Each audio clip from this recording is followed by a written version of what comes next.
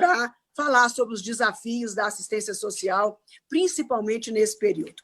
Do que vocês aprenderam e que nós poderemos contribuir na formatação de novas políticas públicas, no orçamento, aonde o calo está pegando, aonde está o pior ponto para os secretários municipais de assistência social. Por favor, Fernanda. Boa tarde, senadora. Boa tarde a todos. Aproveitar o embalo e cumprimentar minha presidente, Andréa Lawande. Prazer sempre estar podendo desfrutar da sua companhia. Parabéns, senadora, pelo seu trabalho e pelo interesse na política do SUAS. Isso é muito importante para todos nós, não somente do Tocantins, mas do país. A gente está discutindo isso aqui, para a gente é um momento muito importante. Então, obrigada. É um momento novo, né, inesperado, as pessoas aprenderam a lidar com a pandemia no decorrer da pandemia. Então, a nossa primeira dificuldade foi em relação à manutenção dos serviços. Como oferecer os serviços respeitando todas as normas de segurança sanitária, né, evitando contágio. Então, foi uma coisa que nos assustou de maneira, eu acho que geral, a gente ficou muito perdido no início, né, porque a gente precisava continuar oferecendo serviços. Por quê? Porque todo mundo sabe, nós temos mais de 13 milhões de pessoas, 13 milhões de pessoas abaixo da linha da pobreza no nosso país, e isso não é diferente no nosso estado, tanto que quando o deputado Célio Moura falou os números, 38% da população do Tocantins recebeu auxílio emergencial.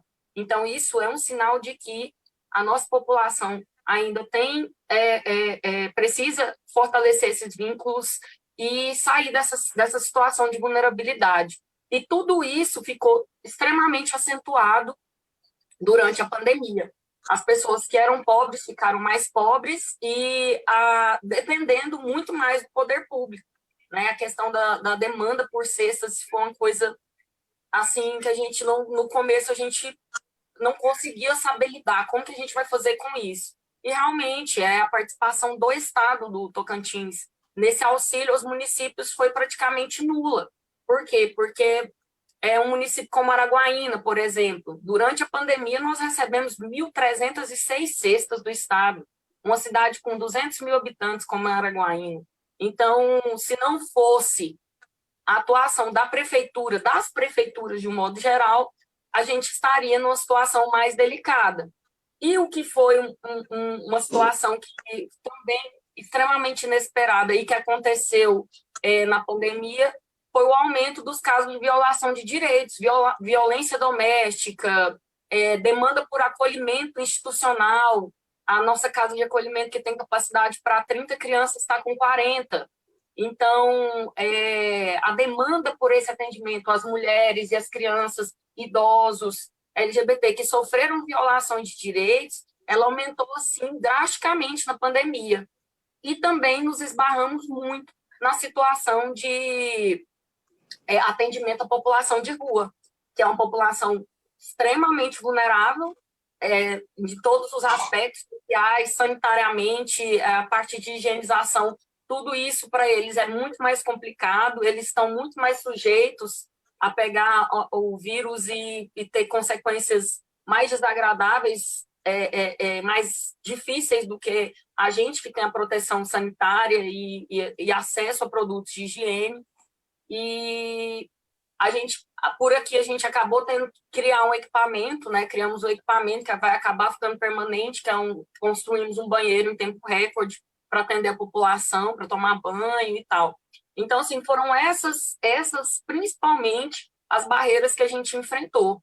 E, senadora, a questão foi levantada pela deputada Dorinha em relação aos recursos ordinários, regulares. A gente precisa muito do apoio da senhora e de toda a nossa bancada, porque esses cortes, devido à aprovação da emenda constitucional 95, do teto de gastos, acabou refletindo muito. A gente que recebia, às vezes atrasava, mas a gente estava sempre recebendo. Agora a gente, além de não estar recebendo com aquela frequência que a gente recebia, estava indo com corte de 40%. Então, isso, para a manutenção dos serviços pós-pandemia, é uma coisa extremamente preocupante para a gente. Nós estamos muito preocupados. em relação a isso.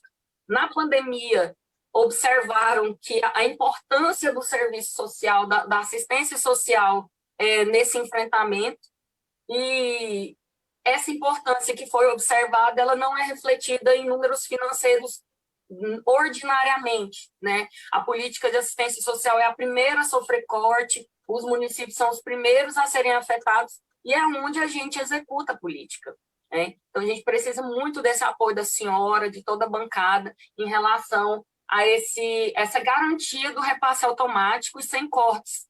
Por quê? Porque, mesmo sem o corte, já não é fácil você executar a política.